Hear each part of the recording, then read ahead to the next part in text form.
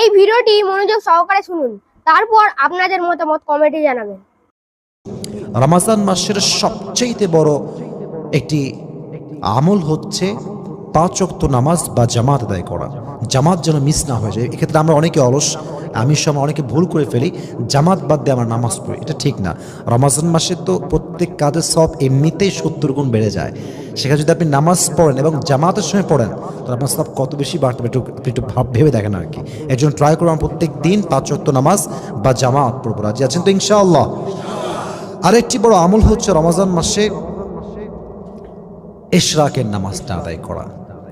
কারণ দেখেন, রমজান মাসের কিন্তু একটা সিস্টেম কি, যে ফজর নামাজের সময়টা একটু আগায় আসে।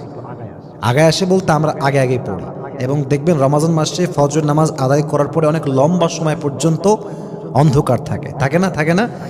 সেই সময়টা আপনি কোরআন তেলাওয়াত করেন, জিকির আজকার করেন, এবং যখন আপনার ইশরাকের সময় হয়ে আপনার মতামত, আপনার লাইক, আপনার শেয়ার আমাদের কাছে খুবই গুরুত্বপূর্ণ। তাই সঙ্গে থাকুন, সাথে থাকুন, পাশে থাকুন।